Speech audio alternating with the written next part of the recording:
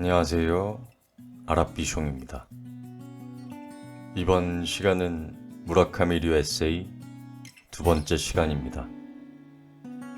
제가 책을 읽고 나서 괜찮다고 느껴지는 구절을 이어서 읽어드리려고 합니다. 어떻게 보면 모순적일 순 있으나 사랑에 대한 독립적인 자아의 그 존재적 가치를 추구하는 작가 무라카미류를 느껴보시기 바랍니다. 고맙습니다.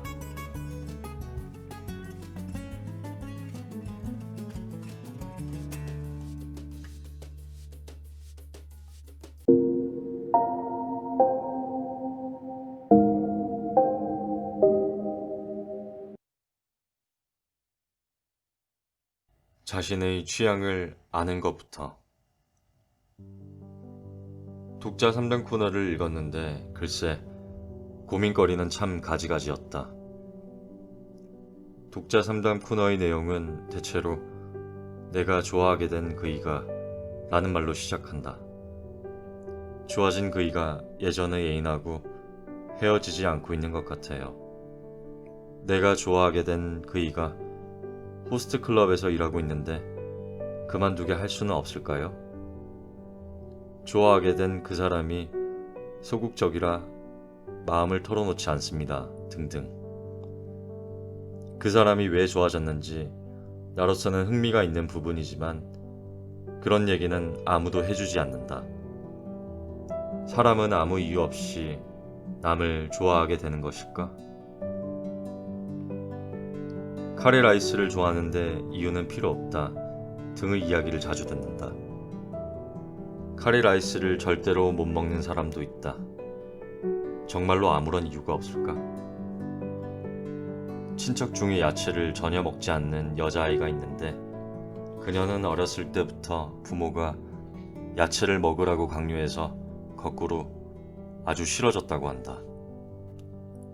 좀 더 많은 경우는 소위 중독이 되었다는 것으로 굴을 먹지 않는다. 고등어를 먹지 않는다는 사람들 대부분은 그것에 중독된 적이 있는 사람들이 아닐까. 음식이나 사람에 대한 취향은 자신만의 독특한 세계이다. 그러니까 어떤 취미를 갖고 있는가가 그 사람의 성격이라든가 인격을 판단하는 재료가 될 때도 있다. 사실 왜 내가 그런 사람을 좋아하게 되었을까 하고 반성하거나 후회하는 일이 많다. 어째서 좋아졌는지 도저히 이해할 수 없는 경우라면 틀림없이 전생의 인연이었다는 등의 이야기가 그럴싸하게 들려오기도 한다. 전생의 인연이었다는 이야기가 되어버리면 나는 두 손을 들 수밖에 없지만 과거라는 요소는 사람들의 취향에 확실히 영향을 준다고 할 수 있다. 우리는 누구나 과거의 영향을 받으며 살고 있다. 그리고 그 영향을 어떻게 받아들이는가 하는 문제는 단순하지가 않다. 과거의 기억은 그것이 강렬한 것이든 그렇지 않은 것이든 모두 우리들의 무의식 속에 잠들어 있다. 의식에 떠오르는 현실이나 사건들은 그 중의 극히 일부분이다. 우리는 예컨대 영화에 나오는 남자 배우의 이름을 잊어버리는 수가 있다. 목까지 나왔는데 같은 얘기들을 한다. 그 남자 배우의 얼굴도 다 기억나는데 이름이 나오지 않는다. 그것은 모르는 게 아니라 기억해내지 못하는 것일 뿐 무의식이라는 광대한 하드디스크 속에는 잘 보존되어 있는데 그 정보를 끄집어낼 수 없는 것뿐이다. 거품이 어디에선가 떠오르듯이 언젠가는 이름이 떠오르겠지만 3일 뒤였다는 경우도 있다.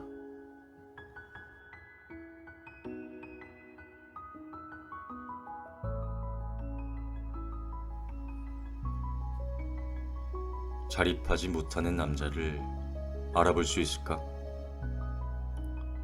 연애에서 속지 않으려면 어떻게 하면 될까? 물론 이 물음에도 일반적인 대답은 없지만 단 하나 역설적이면서 유효한 대답이 있다. 그것은 연애를 필요로 하지 않는 인생을 선택하는 것이다.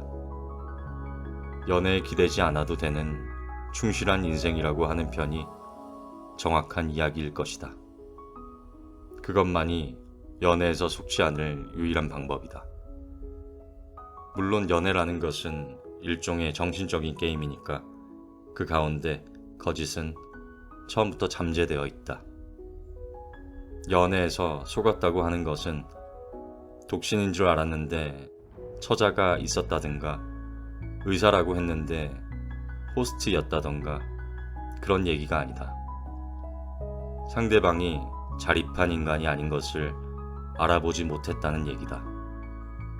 지금까지 몇 번이고 얘기해왔지만 자립하지 못한 남자는 여자에게 의존한다.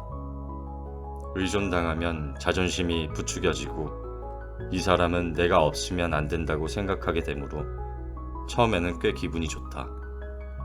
그러나 자립하지 못한 인간은 기본적으로 관계성을 맺을 수 없기 때문에 결국은 파탄을 맞이하게 된다. 여성도 개인으로 살아갈 시대가 온다. 개인으로 사는 시대가 행복한 시대냐 하면 그렇다라고 일반적으로 긍정할 수는 없다. 시대라는 것은 우리가 선택하는 것이 아니다. 경제활동이라고 하는 거대한 시스템이 결정하는 것이다. 그러니까 그 가운데서 살아갈 수밖에 없다. 행복이라는 개념이 아니라 충실이라는 개념이 중요해질 것이다. 충실하게 살 수 있을지 없을지는 개개인의 훈련과 노력에 달려 있다.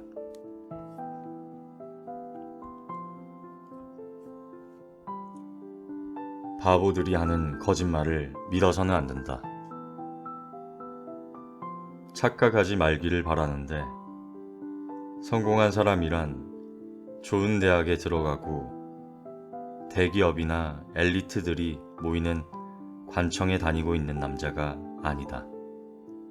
일에 대한 동기를 갖고 충실한 인생을 보내고 있는 사람을 의미한다.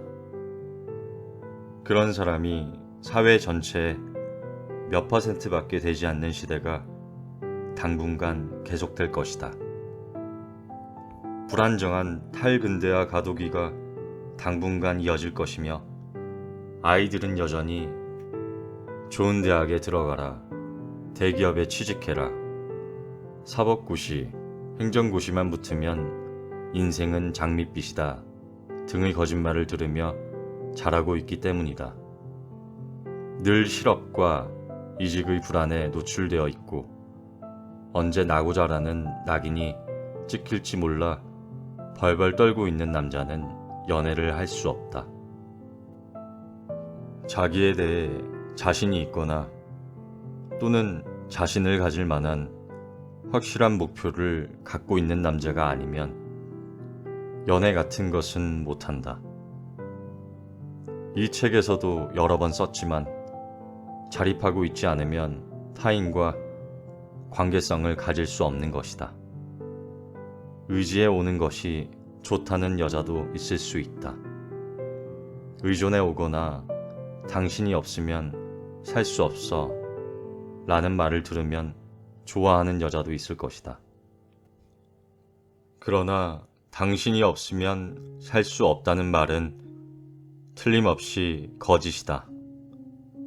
그런 남자는 의지할 수만 있으면 아무라도 상관없다고 생각하고 있다.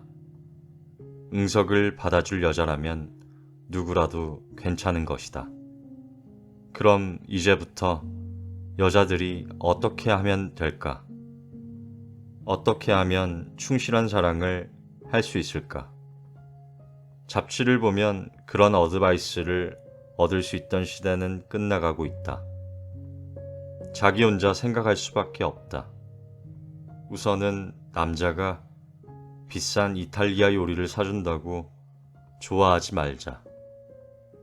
이탈리아 요리가 어떻다느니 와인이 어떻다느니 일본에서 해설하고 있는 남자는 전부가 바보이다.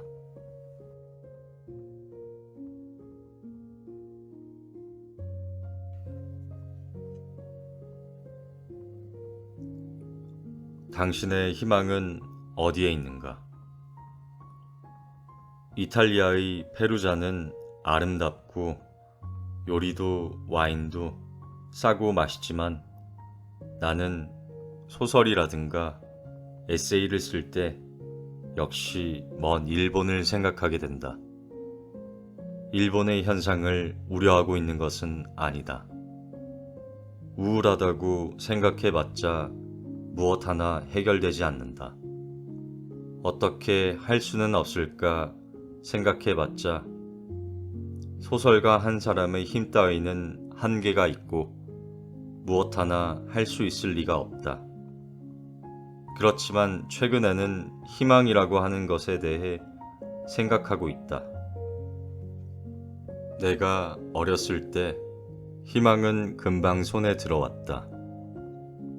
다시 말하면 희망이란 인생에서 성공하는 것, 그 성공을 위한 첫 발을 내딛는 것, 즉 사회적으로 인정받기 위해 공부하고 좋은 성적을 받고 좋은 고등학교라든가 대학에 가고 좋은 회사에 취직하는 일이었다. 이제 희망은 어디에 있을까? 최근 2, 3년 동안 쭉 생각해온 일이지만 희망은 지금의 일본에는 그 아무 데에도 없는 것 같다. 전혀 희망이 없다는 사실을 예컨대 총리 대신같이 높은 누군가가 분명하게 말해주는 편이 좋을 것 같은 생각도 든다. 희망이 틀림없이 어딘가에 있을 것이라는 오해가 있기 때문에 사람들은 예컨대 진리교 같은 것에 간단하게 속아 넘어가는 것이다. 그렇다면 희망이 없어도 인간은 살아나갈 수 있을 것인가? 살아나가지 못한다고 나는 생각한다. 현실의 고난을 견디고 살려고 하는 동기를 부여하는 것은 미래에 대한 희망밖에 없다. 지금 일본의 그 어디를 찾아보아도 희망이 없고 인간은 희망이 없으면 살지 못하는 존재라면 도대체 어떻게 하면 될 것인가? 찾지 않으면 안 된다고 생각한다. 나에게 있어 희망은 과연 무엇일까? 라는 것을 생각하고 그것을 찾는 것이다.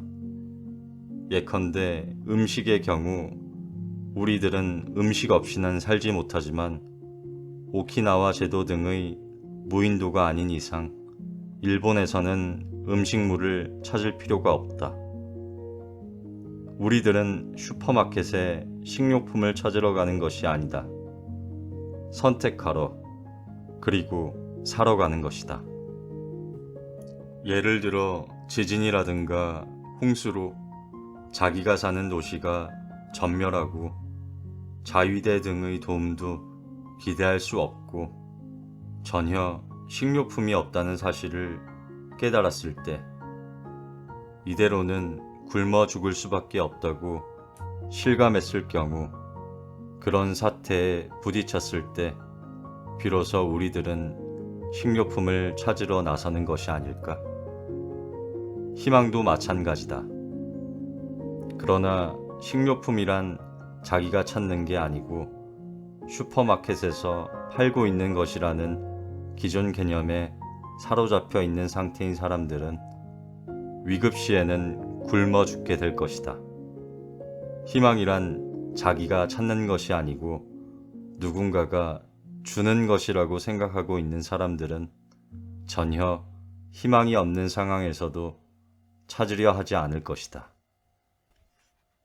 희망은 진귀한 과일이나 물고기 같은 것이 아니라고 생각한다. 멀리 가기만 하면 나무에 저절로 자라고 있는 것도 아니고 참을성 있게 오래오래 낚싯줄을 들이우고 있다가 운이 좋으면 고기가 잡히는 것 같은 것도 아니다. 그러면 어떤 것이죠? 라고 묻는다고 해도 나는 일반론적으로 대답할 수는 없다. 당신의 희망과 내 희망은 다르기 때문이다.